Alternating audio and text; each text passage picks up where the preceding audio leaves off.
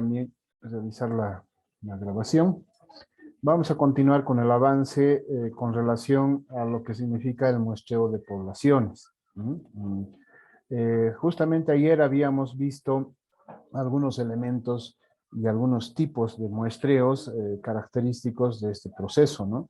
En el cual también habíamos mencionado la importancia de de sacar una muestra representativa y con el criterio de practicabilidad a efectos de poder tener información que represente adecuadamente todo lo que significa el estudio de las poblaciones, ¿no? Que a veces, muchas veces los estadísticos y las personas que se dedican a hacer este tipo de estudios requieren de esa manera.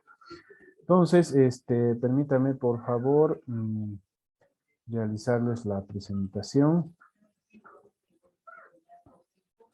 Bueno, seguimos con el tema muestra en poblaciones, ¿ya? Y hoy vamos a ampliar justamente lo que teníamos pendiente con relación a lo que significa el área, ¿no? Respecto de los tipos de muestreo, ¿no? Que han quedado pendientes. Pero a ver, un poquito recordaremos a efectos de tener, digamos, con toda claridad lo que habíamos visto el día de ayer. A ver, vamos a ver quién nos va a ayudar ahora un poquito a recordar. ¿Está Alex Fernando Minachi en sala, por favor? Alex Sí, Fernando. licenciado. Sí. A ver, háganos recuerdo, por favor, ¿para qué hacemos o para qué realizamos el muestreo?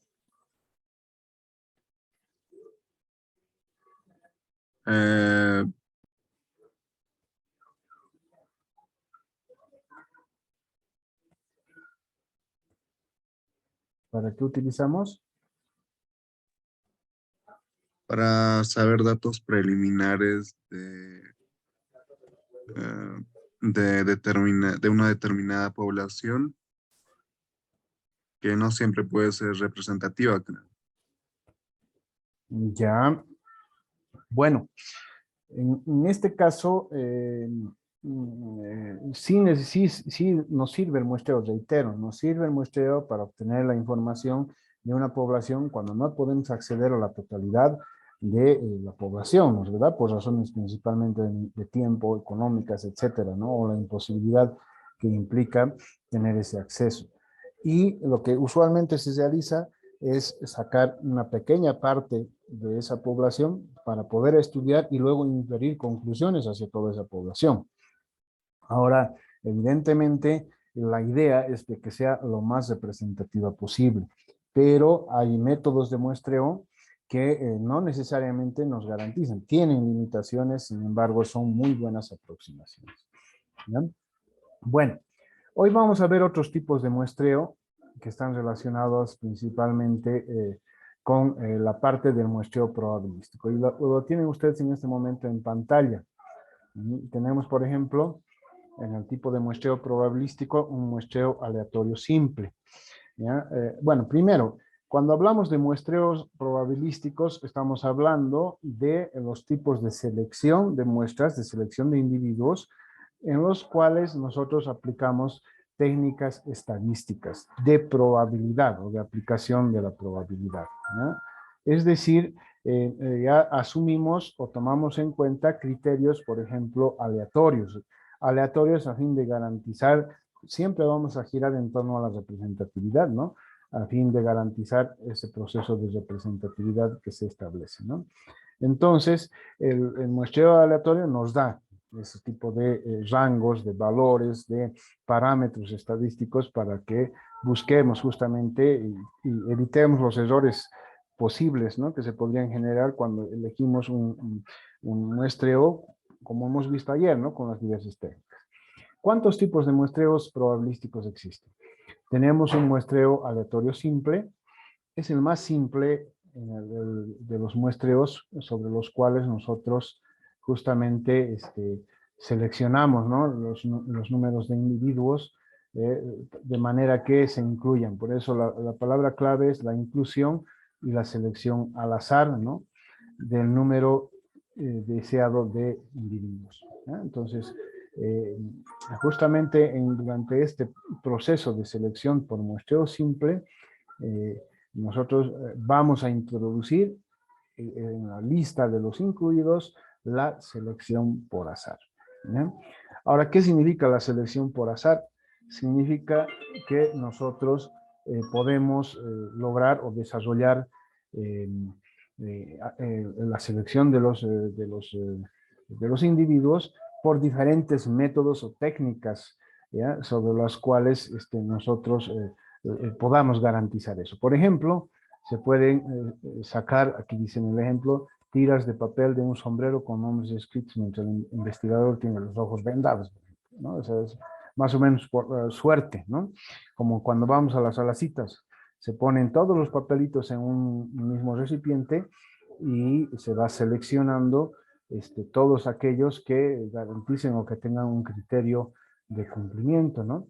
Entonces, eso, por ejemplo, nos da un indicador bastante, digamos,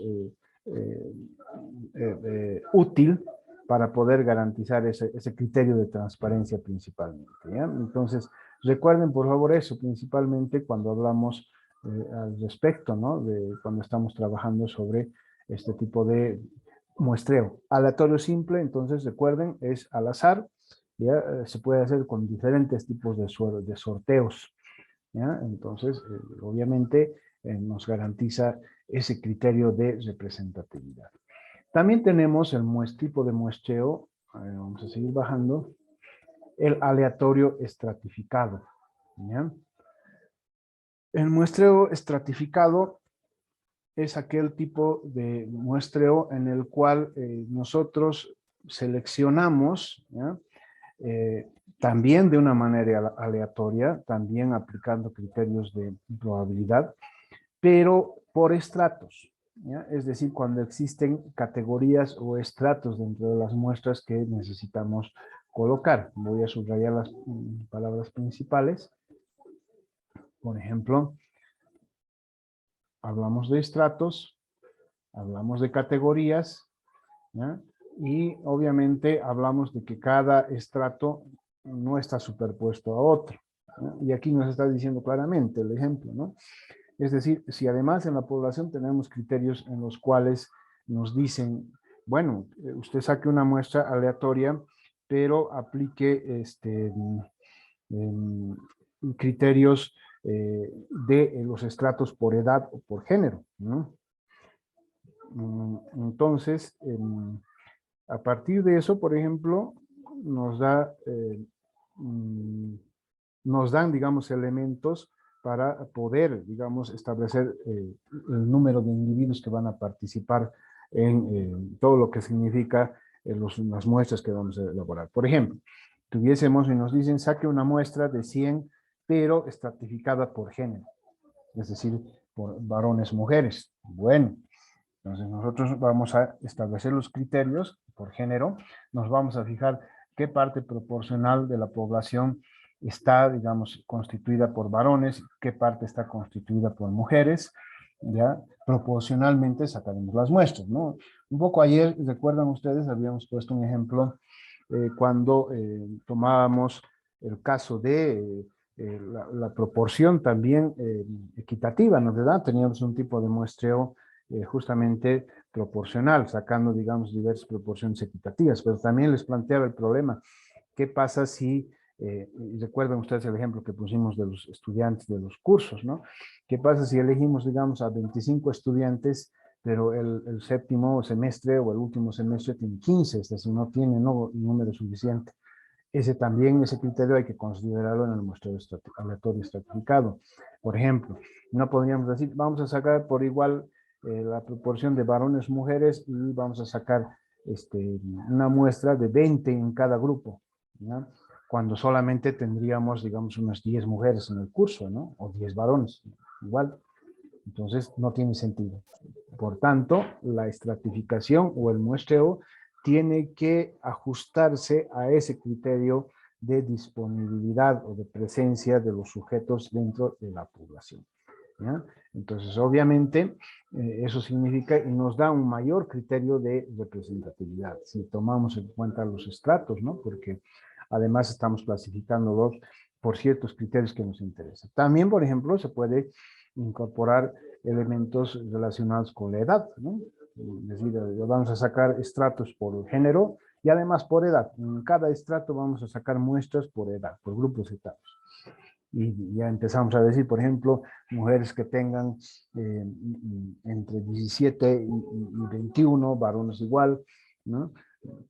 Entre 21 o entre 22 y 25, entre 26 y 30, es decir, ya vamos poniendo estratos y también mucho mejor todavía, ¿ya? Es mucho más representativo, ¿no?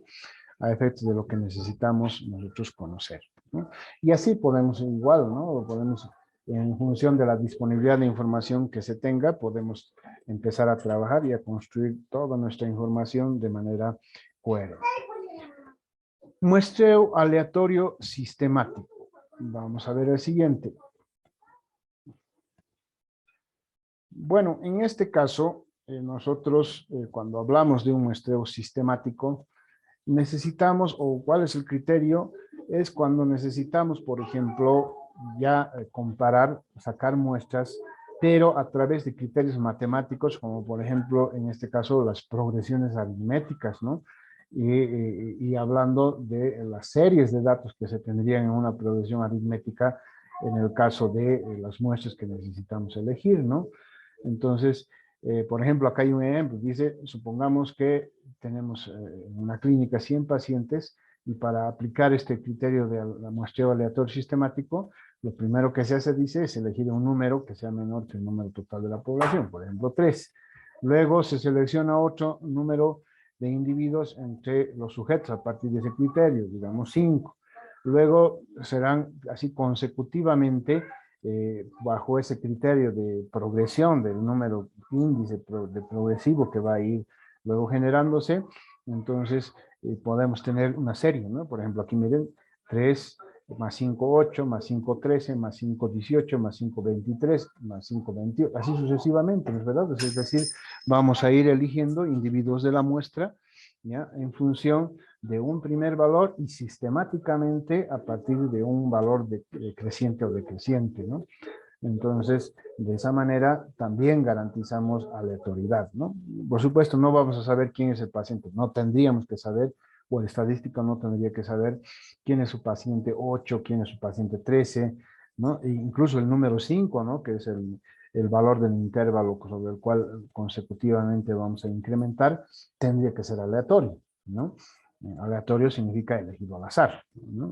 Es decir, bueno, podemos usar con la calculadora o con un dado, generalmente tirar un dado. A ver, voy a tirar el dado y voy a saber el número que salga es el número que me va a servir para elegir, ¿no? La frecuencia y el orden creciente con el cual voy a tener una serie consecutiva de datos, ¿no? Entonces, si me sale el dado 4, de 4 en 4, si me sale 5, de 5 en 5, si me sale 6, de 6 en 6, miren, estoy garantizando aleatoriedad. Y ahí también estoy garantizando que en esa serie de pacientes que yo voy a elegir, ¿no?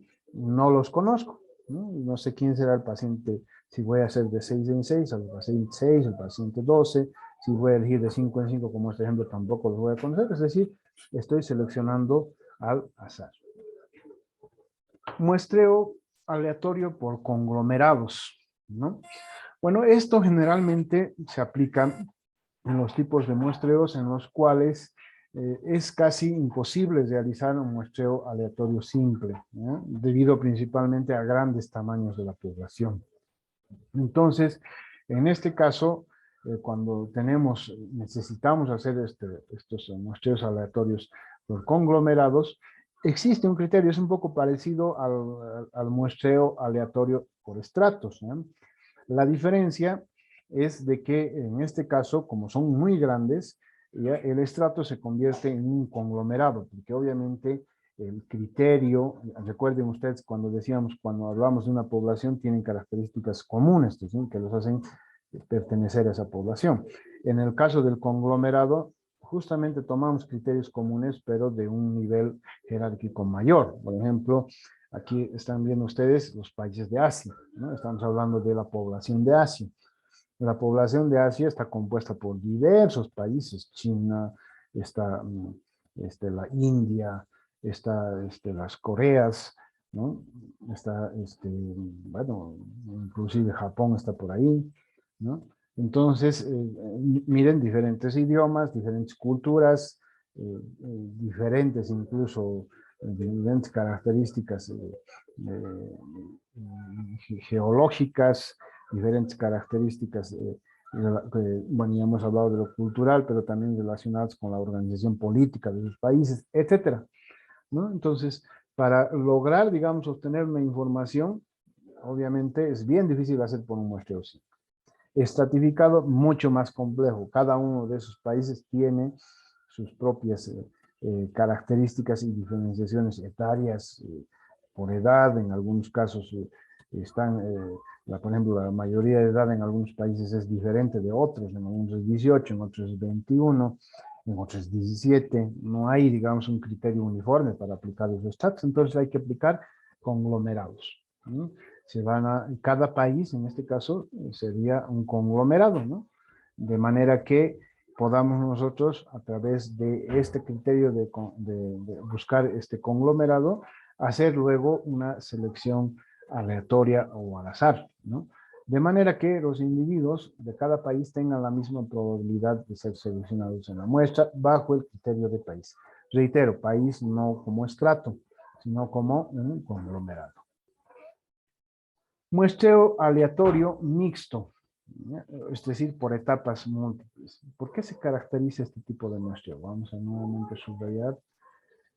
Bueno, esto implica una combinación de dos o más técnicas de muestreo que hemos hablado anteriormente, ¿ya? Es decir, eh, por ejemplo, ¿se puede aplicar estratificado y conglomerado a la vez? Sí. Conglomerado, por ejemplo, buscando conglomerados de países, como en el anterior caso, y cada país estratificándolo. Es decir, de acuerdo a sus criterios, obviamente, de cada país y su organización, ¿no? Criterios etarios, criterios de género, ¿ya? Etcétera, se puede. ¿Se puede un simple con un estratificado? Sí. ¿Ya? Primero hacemos los estratos y luego aplicamos el muestreo simple. Se puede también, ¿ya? Es decir, este muestreo aleatorio, que se denomina mixto, ¿ya? Nos da la posibilidad de combinar dos o más técnicas, pero es posible que sea necesaria una organización o un proceso por etapas, por eso dice aquí por etapas múltiples. A veces no se puede utilizar en un mismo momento todas las técnicas, ¿no?, que hemos visto, sino que se aplican de manera correlativa, es decir, primero, por ejemplo, si necesitamos hacer el de conglomerados y estratificados a la vez, primero haré el muestreo de conglomerados y luego haré el muestreo estratificado en función de los criterios de cada conglomerado, ¿no? No se puede hacer a la vez. Primero uno y luego el otro. Igual con la combinación del simple y del estratificado. Primero haré el estratificado y determinaré la información que tengo para cada estrato y aplicaré el simple para cada estrato, es decir, el simple para el género, el simple para la edad, etc. Entonces, se va a hacer por fases o por etapas. Bueno, veamos ahora el muestreo estratificado. El muestreo estratificado generalmente se aplica cuando necesitamos nosotros establecer subgrupos o estratos, ¿no?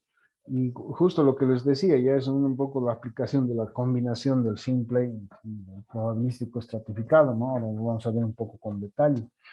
Fíjense, por ejemplo, cuando quiero en este gráfico realizar un muestreo de ese tipo, de esas características. En el gráfico que están observando ustedes, hay, obviamente la población representa este conjunto de círculos que están ahí, ¿no? Pero fíjense, están divididos en franjas de color. El de la izquierda tiene una franja de color amarilla, el del medio tiene una franja de color rosado y el de la derecha tiene una franja de color azul, ¿ya? Es decir, cada franja representa el estrato en el cual nosotros lo estamos clasificando. ¿Y cuál es el estrato? Es grupo, dice aquí en inglés, ¿no? First group, primer grupo, segundo grupo, tercer grupo. Ahora, el desafío, una vez que ya están delimitados los estratos, es seleccionar individuos representativamente de manera que pertenezcan a cada estrato y además garantizando de que no se concentre la información, como han visto al día de ayer, solamente en el centro, ¿no? O en los bordes. Entonces se aplica el muestreo aleatorio siempre, ¿ya? Entonces fíjense, por ejemplo, los individuos acá de este grupo. Los que están seleccionados son los que están los círculos pintados de color naranja, ¿no? Espero que lo vean color naranja también en sus dispositivos, ¿no? Por ejemplo, este que está con la manito, este es uno que está seleccionado, este otro, y así sucesivamente, ¿ya? Fíjense, los hemos estratificado y luego los hemos seleccionado con este criterio de muestreo probabilístico simple.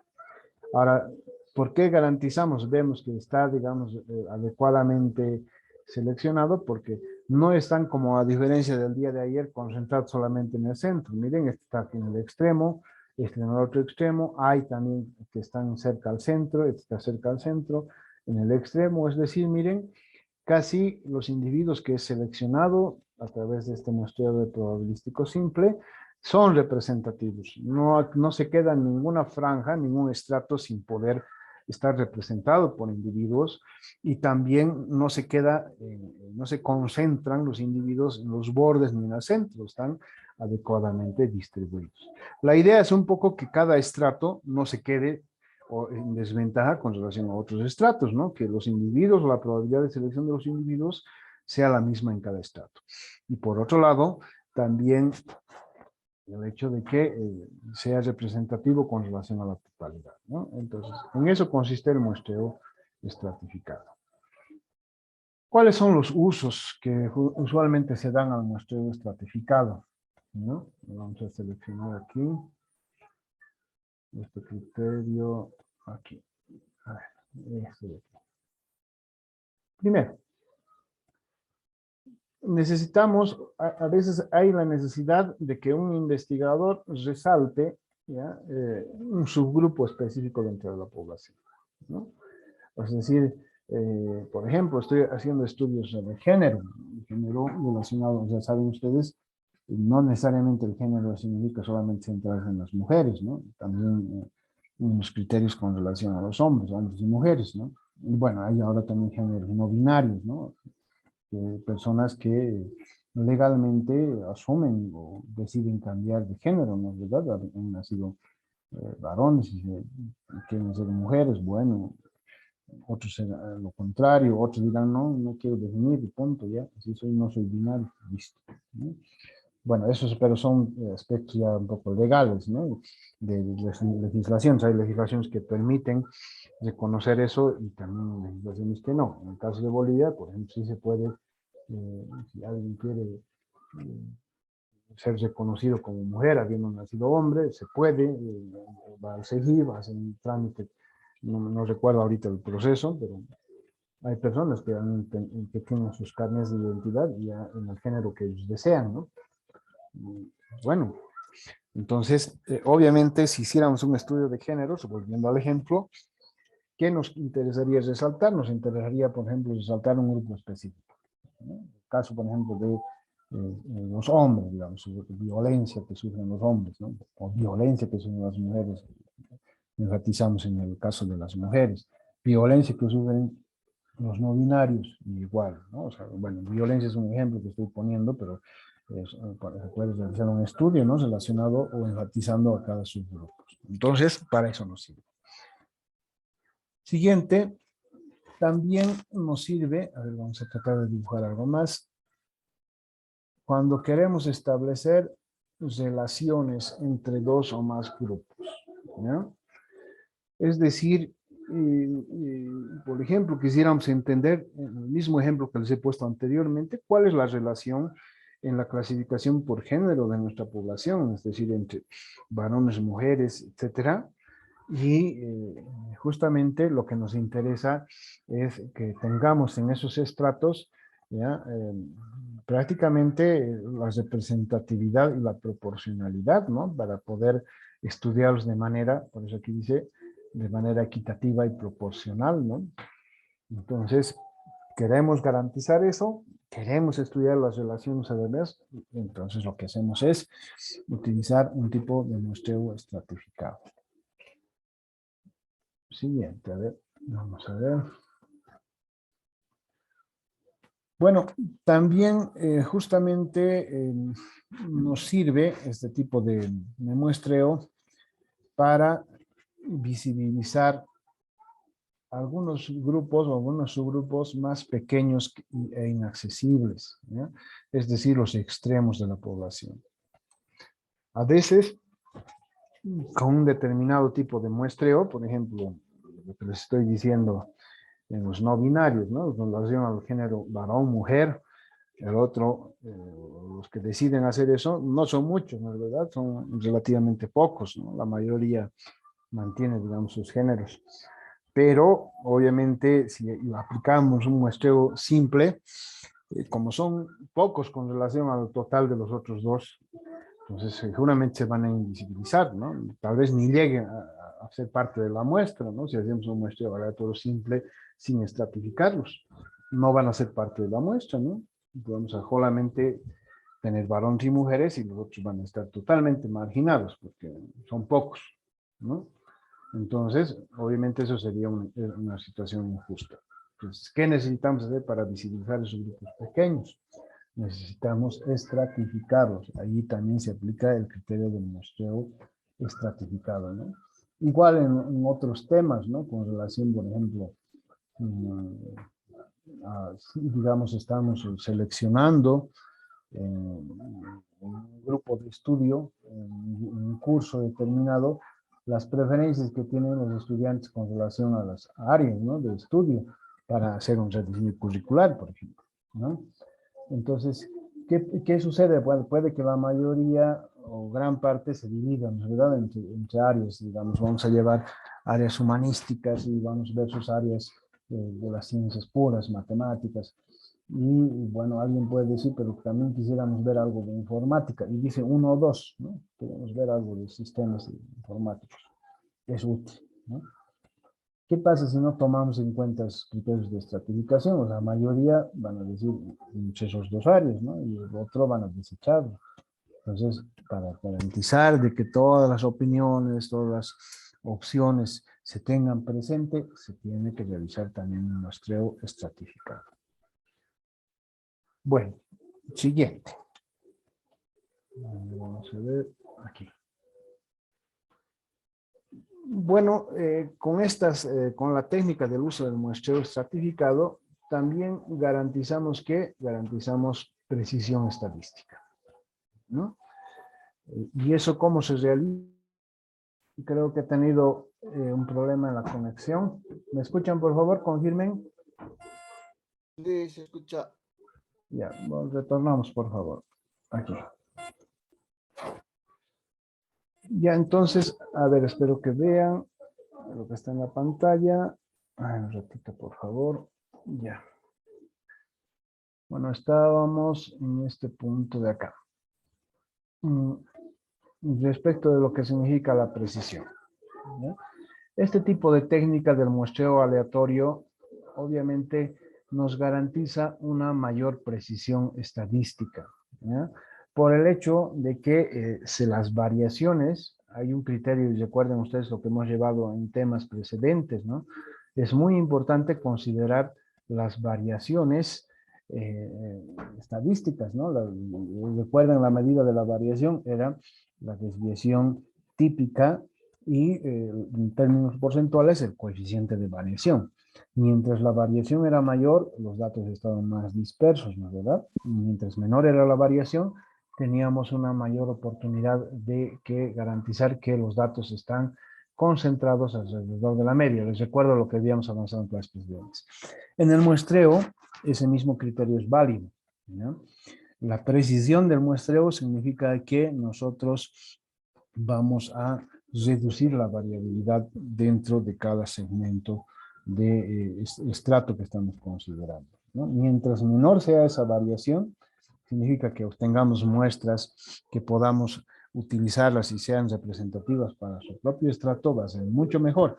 Entonces el muestreo, en este caso, de tipo probabilístico nos garantiza o nos ayuda en ese sentido. Bueno, esta técnica, a ver, como otro criterio adicional, vamos a ver dónde está, este de aquí. Ya.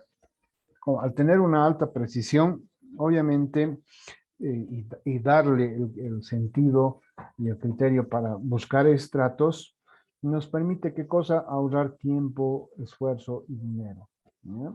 Por el hecho de que justamente imagínense si tuviésemos una población y estamos considerando lo que les he dicho hace un momento, estratos con un número reducido y estratos que tienen un mayor número, sacando un muestreo también simple.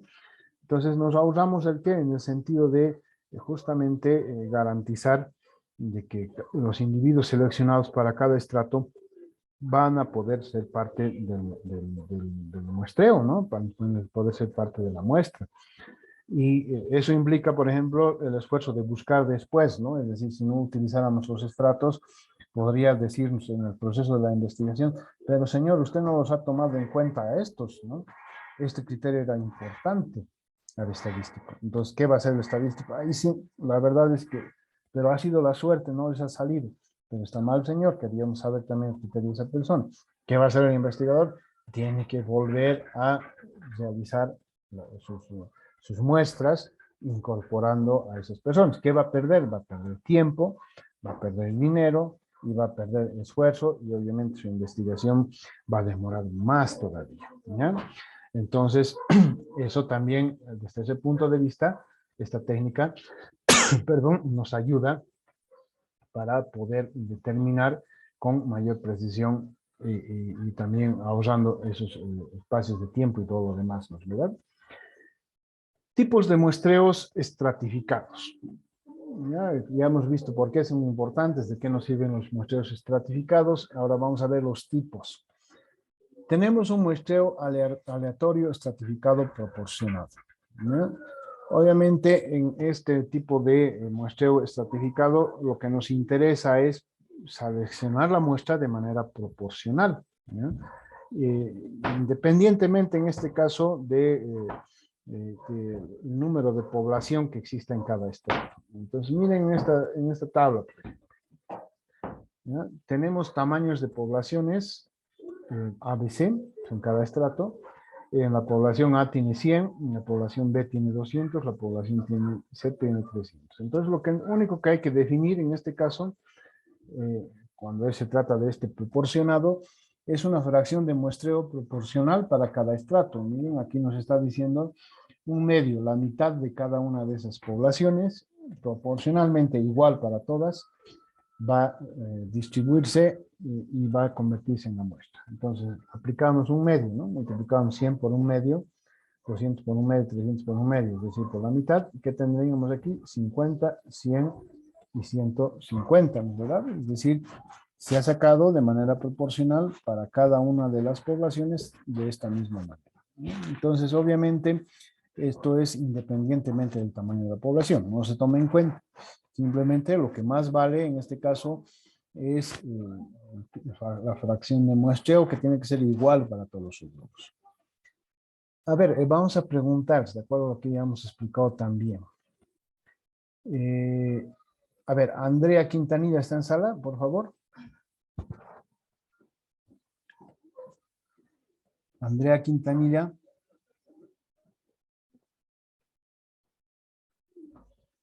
No está sala, Andrea Quintanilla.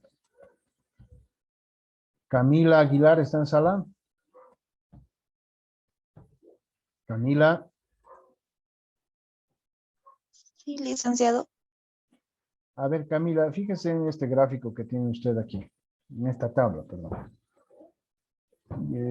¿Cuál sería la desventaja de este tipo de método? Del estratificado proporcional. Fíjese en los datos y a ver si se puede sacar una conclusión.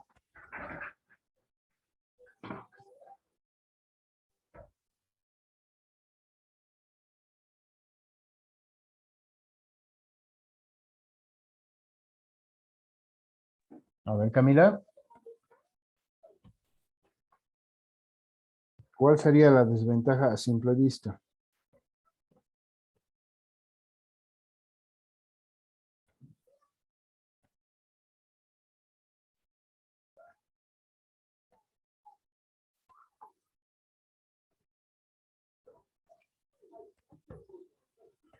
Bueno, a ver, ¿quién le ayuda? A ver, ¿quién puede de ustedes ayudarle a su compañera? A ver, Javier Ricalde está en sala. Javier Ricalde. A ver, compañero que está solicitando uso de la palabra. Adelante, Alex Fernando Minachi. Solo es la mitad. Bueno, es la mitad de la muestra. población. Sí. Podríamos poner un tercio, digamos, un poquito menos, ¿no? Pero a ver, en realidad eso es variable. Pero ¿qué es lo que la desventaja que estarían viendo ustedes aquí? A ver, al Fernando, vea si puede darse identificar. Bueno, la desventaja, miren, sale un poco a simple vista, pero siempre es relativo, ¿no? No necesariamente en todos los casos se aplica. ¿Cuál es? De que en realidad el grupo que tiene mayor población es el que va a tener mayor muestra. Por ejemplo, el grupo C tiene 300, ¿no? Y su muestra va a ser de 150 con relación al grupo A, por ejemplo, que solo tiene 100 en su población, en su estrato, y solamente su tamaño va a ser de 50. Es decir, hay grupos que tienen una mayor cantidad o van a tener una mayor cantidad de muestra, ¿ya? Les decía, esto puede ser en algunos casos una ventaja, en otros casos una desventaja, y en otros casos también algún criterio de poder observarse, ¿no? Puede decir alguien, bueno, si estamos hablando, por ejemplo, en términos políticos, ¿no? Estaríamos queriendo sacar preferencias, digamos, o las muestras van a tomar decisiones políticas, por ejemplo, ¿verdad? Es decir, ¿quién en realidad se impondría si fueran decisiones políticas? Si el grupo C, porque tiene una población mayor, ¿no? Y justamente, bueno, haciendo una analogía con lo que está pasando ahora en el caso de los problemas por el censo, ¿no es verdad? El problema se ha traducido a los escaños parlamentarios, ¿no? El censo es obviamente un conteo que se está queriendo realizar. Pero en definitiva, bueno, no les importa tanto a ellos el conteo, sino lo que les importa son los resultados del conteo. ¿Por qué? Porque más o menos lo que están viendo ustedes va a ser así, ¿no es verdad? Va a haber un tipo de muestreo al final que va a determinar los escaños, es decir, los parlamentarios que van a entrar a las asambleas, ¿no? Ya sea la Cámara de Diputados o senadores, que son en realidad los que tienen el poder político. Y bueno, pues al final, bajo este criterio, se va a elegir al que tenga la mayor población, va a ser el que va a tener más escaños, ¿verdad? Y en realidad son los que van a definir las cosas, ¿no? Bueno, con relación a otros que tienen poblaciones menores, bueno, no van a estar en desventaja, ¿no? Entonces, esa es una analogía para mostrarles este ejemplo, ¿no? Que se aplica también en lo que están viendo ustedes en esta tabla. Pero vamos a ver ahora qué pasa cuando hablamos de muestreos estratificados desproporcionados, ¿ya? En este caso, lo que se realiza o el objetivo principal es considerar, ¿ya? No solamente, como hemos visto, bajo un solo criterio, aquí lo voy a colocar, no solamente utilizar bajo un solo criterio, es decir, vamos a hacer la misma fracción de proporción para todos, sino tomar en cuenta las fracciones individuales para sacar una representatividad, ¿no? Es decir, se toma en cuenta las fracciones de muestreo, ¿no? De manera que las muestras a elegir bajo el criterio de sus fracciones van a poder ser representativas en términos de la información que necesitamos posteriormente obtener, ¿no? Entonces, eso significa que se van a ir asignando, ¿no? Por ejemplo, para evitar, digamos, esa desproporción, cuando aplicamos una simple fracción para todos, esa desproporción que existe entre el mayor y el menor, se va a realizar un criterio y se va a decir, bueno, este que está menos se va a compensar bajo estos criterios a efectos de que por lo menos suba un poco más, ¿no es verdad? De que no sea la diferencia tan abismal entre la que tiene mayor cantidad de población con relación a la que tiene menor. Entonces, se dan también ese tipo de procesos, ¿no? Ahora, obviamente, el criterio de asignación de la fracción, ¿ya? Puede involucrar también en algún momento algunos errores, ¿no? En la asignación de fracciones, ¿no? De muestreo. O sea, puede también, bajo ese criterio, dar por exceso o por insuficiencia, ¿no? Criterios, por ejemplo, para redistribuir, ¿no? La muestra, es decir, bueno, lo que tiene menor lo aumentaré bastante como para que sea igual al que tiene mayor población, que sería obviamente injusto, ¿no es verdad? Estaríamos pecando en exceso. Pero también puede ser insuficiente, ¿no? Puedes decir, bueno, reduciremos más todavía, porque lo que tiene que dar a la población mayor se tiene que dar más. El que tiene menos, no, basta con uno o dos. Nosotros tenemos que tomar todo, ¿no? Puede darse también, ahí estaríamos pecando por insuficiencia y en todo o en cualquier caso estaríamos teniendo resultados sesgados, ¿no? Sesgado significa erróneos, sesgado significa tendenciosos, ¿no es verdad? Es decir, en función de algún interés, ¿no? Que podríamos perjudicar o beneficiar. Puede darse también ese caso, pero en realidad el criterio un poco para poder, digamos, compensar en el caso de las muestras, ¿no? Que estén, digamos, en desventaja con otras, es utilizar este desproporcionado. Pero esos son los riesgos, no se olviden, ¿eh? Los riesgos van a ser, en algunos casos, que va a depender ese criterio o ese factor de ajuste, ¿no? De desproporcionalidad, que se va a aplicar un factor para un grupo, un factor para otro, puede ser también subjetivo, puede ser a partir de un interés, muchas razones que puede existir, ¿no? ¿Ya? Entonces eso por favor tomar en cuenta. Vamos a ver dónde está. Ahí está. Bueno, ahora veamos las estimaciones para el tamaño de las muestras, ¿ya? Bueno, para las estimaciones de los tamaños de las muestras hay diversas fórmulas, ¿ya? Pero hay que ver primero, como las que están viendo ustedes a partir del punto 991. ¿Ya? Pero primero hay que ver algunos conceptos, ¿no? Bueno, usualmente en las distribuciones de las muestras, ya la aplicación, el cálculo de la muestra, que es lo que también nos interesa en la materia, hay diversas variables que se van introduciendo, ¿no?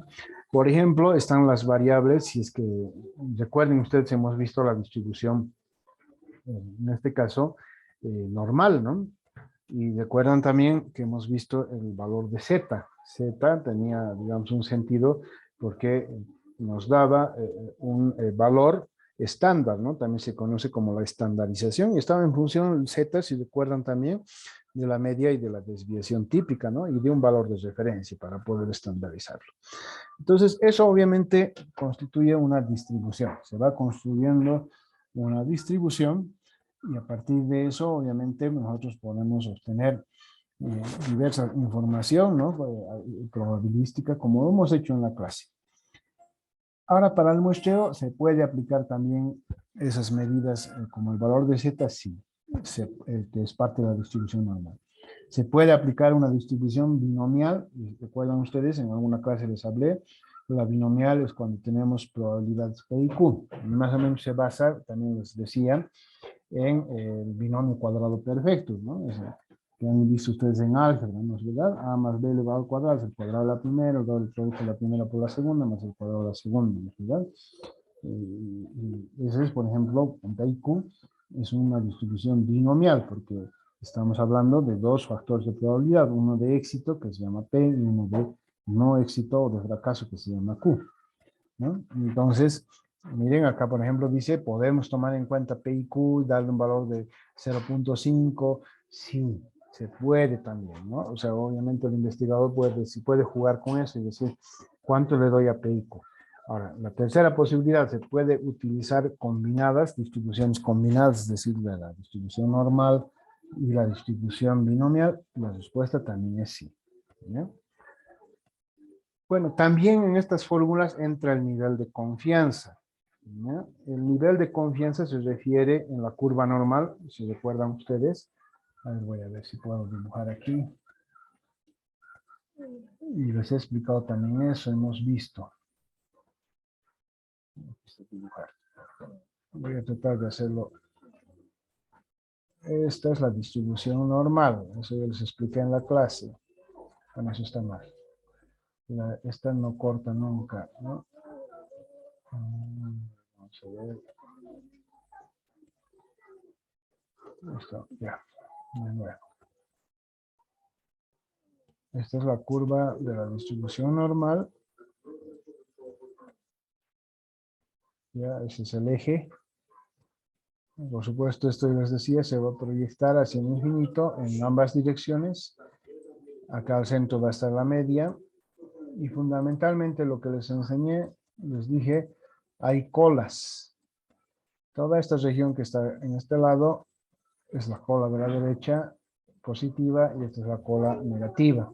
Les dije también, les expliqué, si estamos manejando a un nivel de confianza del 95%, eso significa 95 aquí, 95%. ¿Cuánto va a valer cada cola? Va a valer cada cola 2.5%, porque es la total ascensión. Entonces, el nivel de confianza se refiere a eso. Se refiere al valor que estamos utilizando fuera de las colas. ¿Ya? Por ejemplo, si estamos con el 95, las colas van a ser 2.5. Si estamos con el 90, van a ser 5 cada cola. Si estamos con el 99, van a ser 0.5 cada cola.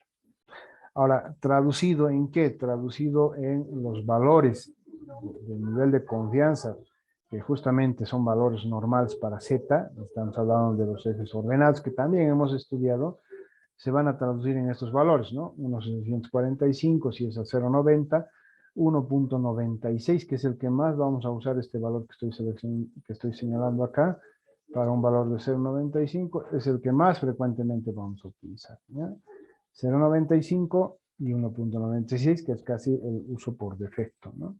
Por eso, miren, dice, aquí el uso por defecto es 0.95, ¿no? Ahora, lo importante en este caso también es señalar lo siguiente. Cuanto más grande es el nivel de confianza, mayor será la garantía de la estimación de la muestra.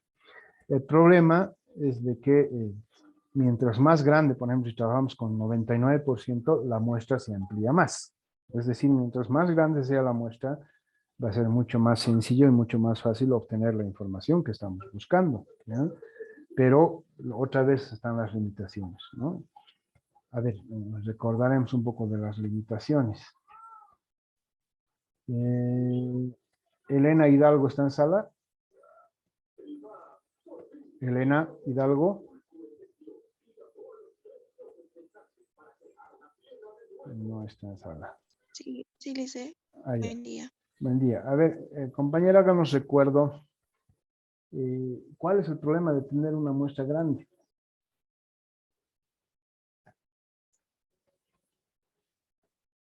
Que obviamente es lo deseable, les recuerdo, ¿no? Mientras más grande sea la muestra, estadísticamente es mejor. Pero ¿cuál sería el problema para nosotros de tener una muestra excesivamente grande? A ver, ¿nos puede responder, compañera?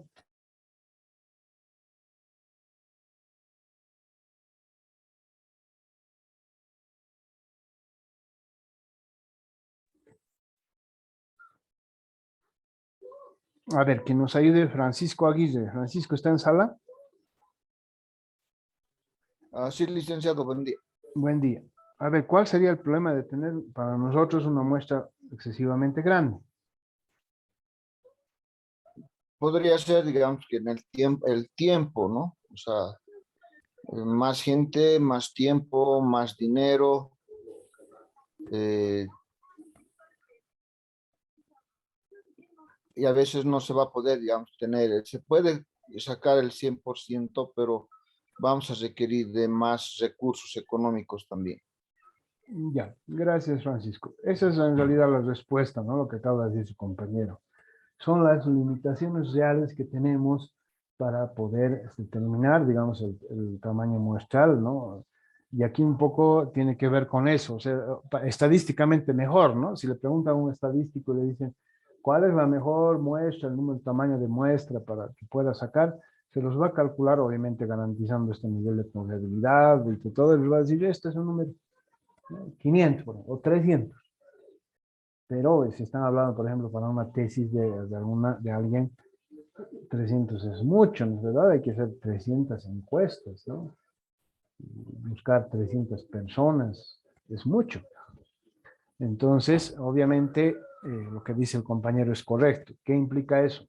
Implica trabajo, recursos económicos para, por ejemplo, si va a hacer cuestionarios, va a tener que hacer fotocopiar 300, y si tiene cada cuestionario 5 o 10 páginas, imagínense la cantidad. Luego la logística para entrevistar a 300 o darle cuestionar a 300 personas, qué tiempo va a llenar cada persona, tiene que ir personalmente, entregarle la encuesta, esperar, llenar o bien llenar él, ¿no? Y luego está también la parte de tabulación de datos, ¿verdad? Vaciar 300 encuestas, procesar 300 encuestas, es decir, se tiene una carga, ¿no? En términos de muestra, que obviamente estadísticamente está bien, pero realmente tal vez no lo va a poder cumplir. Lo que decía el compañero, tiempo, ¿no? Se puede pasar meses, si es que aplicando su muestra, ¿no? Y tal vez no tiene esos meses, ¿no? Tal vez le van a decir, tiene que hacer usted su tesis en 3 meses, ¿no? Y en 3 meses ni siquiera va a poder encuestar a 150, entonces es un problema, ¿no? Entonces, esas son las razones por las cuales no se puede trabajar con los niveles de confianza más altos, ¿ya?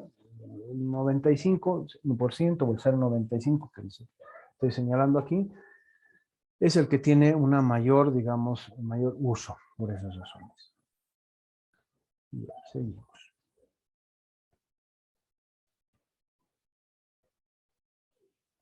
Bueno, hablamos también acá sobre el error de muestreo.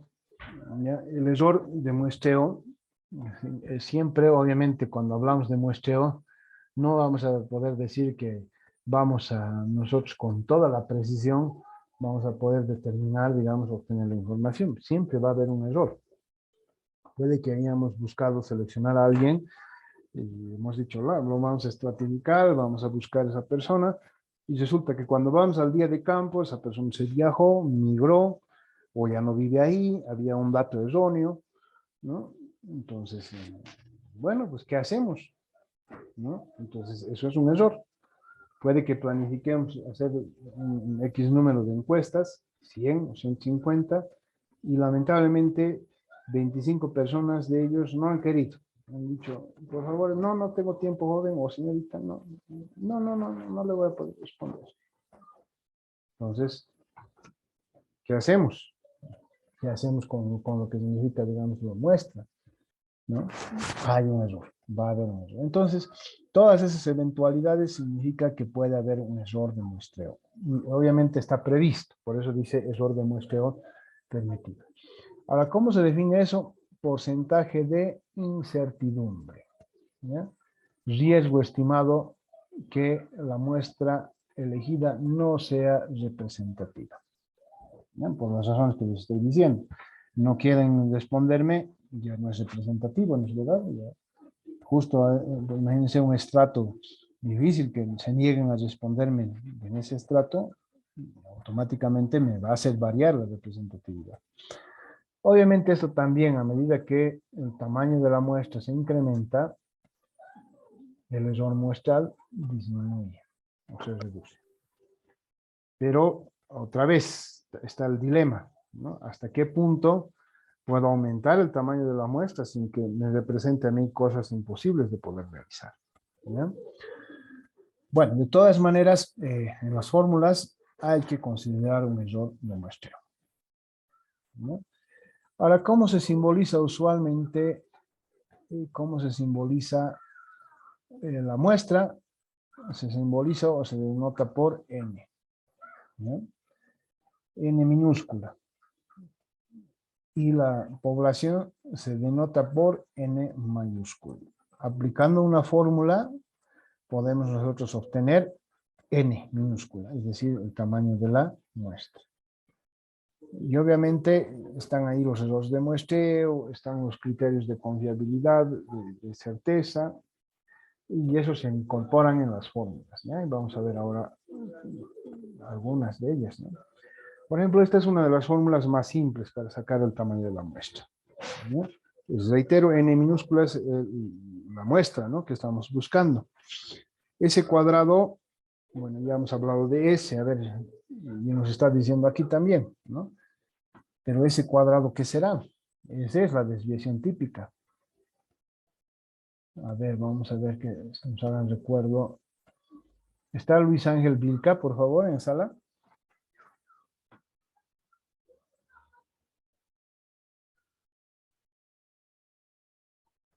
Luis Ángel Vilca está en sala. Vamos a poner la sala de espera. Kevin Casiano está en sala. Kevin Casiano. Licenciado, Kevin, a ver, háganos recuerdo. Si esa es la desviación típica, ¿ese cuadrado qué es?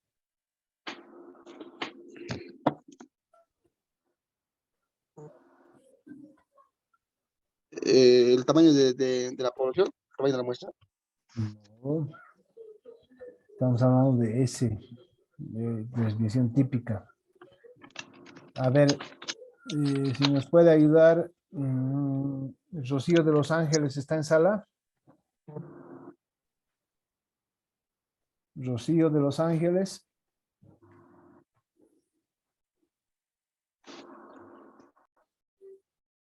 No está Rocío de Los Ángeles. Ya. Salvador y Porre está en sala. Salvador.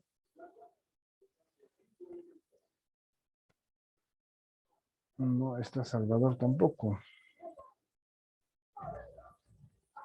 Danner Menacho está en sala. Danner Menacho. Creo que no me están escuchando o está mi micrófono apagado. A ver. Danner está en sala. Bueno, ya, no, si no los voy a ir sacando a todos y no tiene sentido. A ver, recuerden, por favor, les hago recuerdo. ¿Ya? Si esa es la desviación, ese cuadrado es la varianza, no se olviden, por favor. ¿Ya? Les he explicado en la clase y tienen que recordar permanentemente, porque de eso vamos a dar el examen, el tercer parcial y al final también va a entrar esta parte, ¿no? ¿Qué es? S es desviación típica. La desviación típica es la medida de dispersión de los datos. Ese cuadrado, S elevado al cuadrado, es la varianza. También es una medida de dispersión, pero no es, al sacar la raíz cuadrada, estamos hablando de desviación típica. En cambio, cuando no sacamos la raíz cuadrada, se queda como ese cuadrado, solamente medimos la variación. ¿Ya? Entonces, esa es, por favor, la diferencia, no se olvide. Bueno, miremos ahora esta fórmula. En el numerador está la varianza. En el denominador está esta E, que es el error que hemos hablado hace un momento, ¿no? El error muestral. Está Z al cuadrado, el margen de la confiabilidad, y está N. Esos son lo que ya conocen ustedes. Ese cuadrado es varianza. Si no hay dato de varianza, nos dan la desviación típica, lo llevamos al cuadrado y ya está. Tenemos que tener el dato de Z, el valor de Z estándar, en la ordenada que les he dicho para el valor del 95% es 1.96, el valor de Z. El error, si tenemos que colocar el error muestral, ¿cuál sería de un error aproximado permisible, máximo permisible con el que deseamos trabajar, ¿no? Hay otra fórmula también, que es esta de acá, cuando no se conoce el tamaño de la población. Son para ejemplos de poblaciones infinitas, ¿no? Por ejemplo, en la fórmula de aquí arriba, el dato es N, necesitamos la población. Pero si no tenemos el dato de la población, más o menos lo que necesitamos es encontrar los resultados con esta fórmula de aquí. Ya no está en esta fórmula N, está Z cuadrado con alfa medios, es decir, están en la tabla de dos colas. Está S cuadrado, la varianza, y está el error elevado al cuadrado, ¿no es verdad? El error máximo permisible. Esa es la otra variación de la fórmula para poder tener los valores correspondientes. Tenemos también esta fórmula de acá, el tamaño de la muestra para un muestreo proporcional, ¿no? Estas otras que hemos visto de acá son exclusivamente para el aleatorio simple. Si quisiéramos introducir la proporcionalidad, entonces, ¿qué hacemos? Utilizamos los valores P y Q. Los demás valores ya los conocen. Z cuadrado, el valor de Z de confiabilidad al 95%, que es un 96, el error que tenemos que determinar. N es el tamaño de la población y P y Q es la P, la probabilidad de que el evento ocurra, y Q es la probabilidad de que el evento no ocurra. Ya estamos hablando de una distribución de tipo binomial. Recuerden, las distribuciones binomiales teníamos P y Q. Hay otra fórmula que están viendo ustedes aquí abajo, que es para el muestreo estratificado. ¿Ya? Es mucho más compleja, ¿no? Tenemos una muestra para cada estrato donde tenemos, miren, valores de desviación típica, pero también tenemos valores de subpoblaciones, ¿no? De cada estrato, ¿no? Por ejemplo, para el estrato A es N sub A, su desviación. Para el estrato B tenemos la población N sub B, su desviación, y para la población C tenemos N sub C y su desviación, ¿no? Entonces tenemos obviamente, en este caso, cada uno de esos, ¿no? Que hemos visto. Ahora veamos algunos ejemplos de cálculo, ¿ya? Y vamos a aplicar primero el muestreo aleatorio simple. Dice, se realiza un estudio sobre prevalencia de consumo de tabaco en adolescentes con el objetivo de revelar el perfil de consumo. A ver, para que no sea yo nomás el que lee, tal vez va a parecer ya aburrida mi voz, vamos a decirle que nos lea una compañera. ¿Está Janel Rosana Orco, por favor, en sala? Sí, Janel, licenciado. por favor, Janel, si nos los puede leer Sí. el enunciado del ejemplo que tiene usted en pantalla. Por favor, si nos ayuda. Ya. ¿Todo? Todo desde aquí hasta aquí. La parte de numérica lo vamos a hacer nosotros. Sí, adelante. Dice, se realiza un estudio sobre prevalencia de consumo de tabaco en adolescentes con el objetivo de revelar el perfil de consumo de tabaco en adolescentes de la ciudad de La Paz.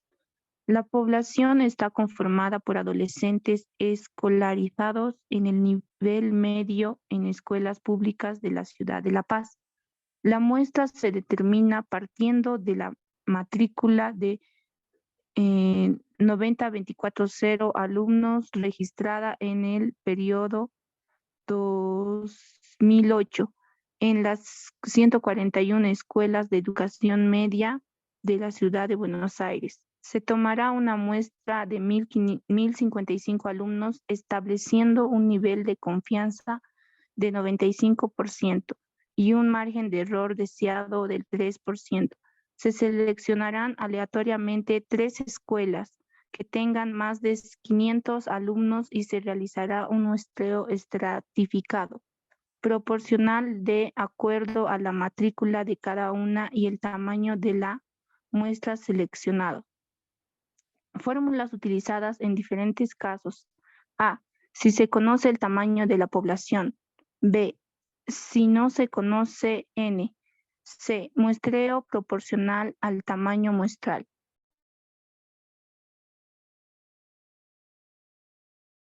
Muy bien, gracias, compañera. Bueno, en estos casos, justamente fíjense, nos está dando información respecto de, y también ya un poco la respuesta, pero un poco lo que se trata es de justificar. Dice que tenemos 90.240 alumnos, ¿no? Nos está dando además el dato del 95%, es decir, el valor de confiabilidad. Nos está dando el error, que es el 3%. ¿Bien? Y bueno, nos está diciendo además, si analizamos la información, cuántas escuelas serán seleccionadas aleatoriamente. Dice que van a ser 3 escuelas seleccionadas aleatoriamente. Y nos está dando además cómo calcular o estimar el tamaño de la población si no se conoce N o si se conoce N, ¿no? Ahora, obviamente, un dato importante, ¿no? Respecto de lo que significa la distribución o la composición de esta población es justamente su desviación típica y se está asumiendo como un valor de 0.5 al igual de P y el valor de P y el valor de Q. Entonces, vamos a realizar el cálculo con estos datos. ¿Ya? Lo que voy a hacer es copiar. Vamos a poner como un recorte. Y lo vamos a copiar en una hoja Excel. Ya que les voy a luego compartir en la pantalla a efectos de que puedan ver. Ya, entonces os dejo de compartir momentáneamente y nos vamos a la hoja Excel. Aquí está. Ahí está. Ese es el problema que nos toca resolver. Y también lo que necesitamos es ver la fórmula, la primera fórmula para el muestreo simple, ¿ya? Con el caso de que tengamos o conozcamos la población. Entonces, vamos a pegar también. Listo, a ver, aquí está. Esta es la fórmula para el muestreo simple que necesitamos, ¿no? Bueno, espero que lo vean, lo voy a achicar un poco la pantalla. No muy chico ahí nomás. ¿Ya? Entonces, necesitamos N con estos datos. Bueno, hay también por defecto dos datos que necesitamos saber, ¿verdad? El primer dato que necesitamos saber es cuánto vale S, ¿no? S ya saben ustedes que es la desviación típica, ¿no? Por defecto, aquí no nos está dando directamente el dato, siempre vamos a asumir un valor de 0.5 cuando no exista el dato, porque es un nivel, digamos, estándar que también se utilizan en este tipo de ejemplos. En otros casos sí nos va a decir, hay una desviación típica de la composición de los alumnos de tanto, nos va a decir, ya saben. Entonces, pero por ahora esto, y también para el muestreo probabilístico vamos a asumir un valor de P igual de que el evento ocurra, ya saben ustedes, recuerdan, 0.5, hemos dicho hace un momento, y de Q igual a 0.5, ¿no? Son valores por defecto. Vamos a volver un poquito más grande esto para que puedan visibilizar. Ahí. Bueno, es bastante sencillo ahora, ¿no? Lo que necesitamos es resolver en la fórmula. N dice S cuadrado. S ya saben que vale 0.5, ¿no? Primero voy a poner los valores y luego voy a hacer las operaciones en el Excel. En el denominador que tengo, además en el denominador tengo otros cocientes, ¿no? E cuadrado, ¿no? Estamos hablando de un E cuadrado y si leen ustedes el problema, necesito sacar sobre el 3%. Lo voy a poner en formato decimal, 0.03. Abajo dice que es el Z cuadrado. C, que aquí me está diciendo que el nivel de confianza es del 95%. Z, para 95%, se los he dicho hace un momento en el texto, es 1.96 en la ordenada, ¿no? De las tablas, que también ya las conocen ustedes, ¿no? Entonces voy a ponerle aquí abajo 1.96. Aquí repito el dato, 0.5 dice Z, N. N me está diciendo que es 90.240. 90.240 estudiantes.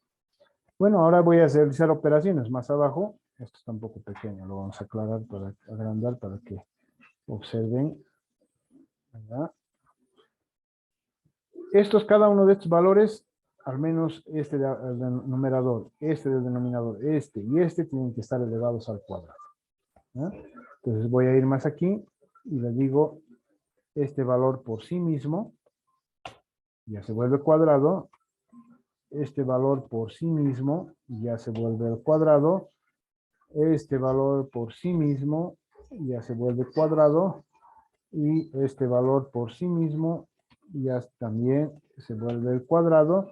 Y aquí se mantiene n. Todavía no voy a hacer la operación. Pero ya tengo, digamos, elementos suficientes. Ahora, ¿qué sigue en la jerarquía de operaciones? Tengo que realizar el cociente primero de esta primera fracción, el cociente de esta segunda fracción, y luego lo sumo. ¿Eh? Voy a ir paso a paso. Mantengo este valor, el que he encontrado hace un momento, el numerador elevado al cuadrado. Esto lo voy a volver un poquito más grande. Creo que están las letras muy pequeñas. Eso, ahí. ¿Ya? Ahora en el denominador realizo el cociente. Este valor dividido entre este valor. Y aquí este valor dividido entre este valor. Y ya está. Ya tengo, digamos, los elementos. Luego, ¿qué me sigue en el siguiente paso? ¿Qué se necesita hacer en el siguiente paso? Sumar. ¿no? Una vez que he hecho el cociente, este primer cociente, este segundo cociente, ya está, luego sumo. Mantengo el primer valor tal cual, no he hecho cambios, pero sí en el denominador voy a sumar este valor más este otro valor. Me da ese valor. Y luego finalmente dice, realice el cociente. Es decir, este valor dividido entre este valor. Y miren, la muestra me sale 1055, redondeando. Y justamente el problema dice, miren, se tomará una muestra de 1055 alumnos. Eso significa que han sacado la fórmula, o sea, la muestra, a partir de un muestreo estratificado simple. Lo que ven ustedes aquí en pantalla es el ejemplo de cómo se ha sacado el muestreo, ¿no es verdad? Estratificado simple. Pero, a ver, veamos el caso. Esto es cuando se conoce N. Cuando se conoce N, cuando se conoce el valor de la población. ¿Qué pasa si nosotros asumimos de que no se conoce N? No se conoce N, es decir, no nos hubieran dado el dato de 90.240. Y justamente eso, recuerden también, habíamos hablado de poblaciones infinitas, ¿no? Bueno, se vuelve un poco más simple, lo que vamos a aplicar es la fórmula que está también en el texto que hace un momento les he mostrado, ¿ya? Y se representaría de la siguiente manera. Lo acabo de copiar. Esta sería la fórmula, ¿no? Ahora veamos con los datos que tenemos, ¿no? Aquí miren, ya no hay N. Si no nos hubieran dado N, ¿cuánto sería la muestra? Z cuadrado, ya sabemos el valor de Z, para el 95% es 1.96. ¿Ya? Esto también lo vamos a volver un poquito más grande. Las letras. Aquí, así, así. Muy bien.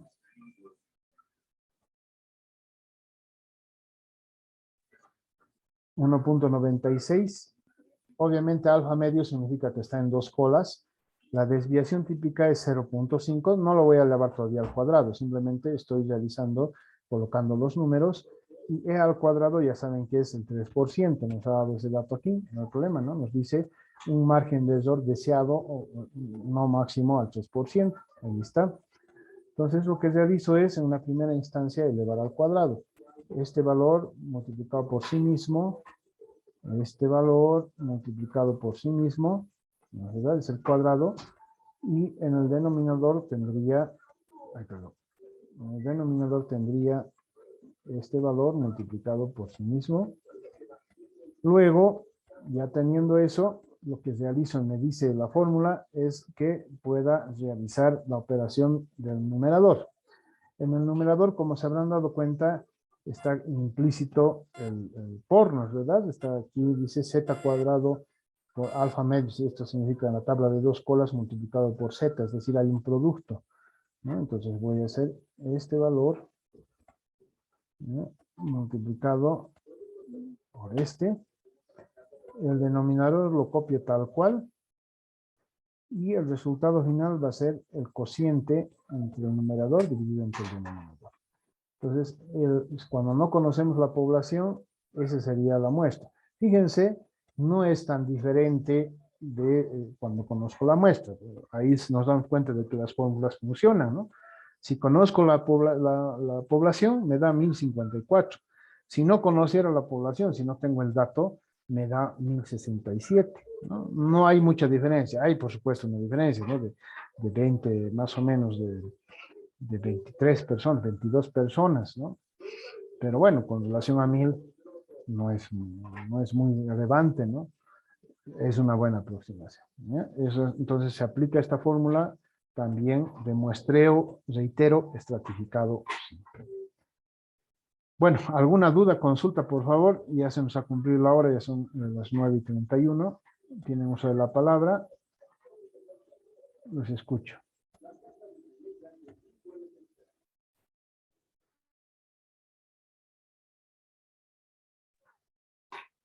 Bueno, si no habría preguntas, por favor, el examen del tercer parcial va a ser hasta aquí. Les voy a decir desde qué tema es. Ayer he tenido problemas de conexión, no se puede subir el vídeo que hemos grabado. Hoy lo voy a subir, por favor. Un poquito de paciencia tengan. Y este que estoy grabando ahora también lo voy a subir. Les voy a mandar los enlaces de los dos vídeos.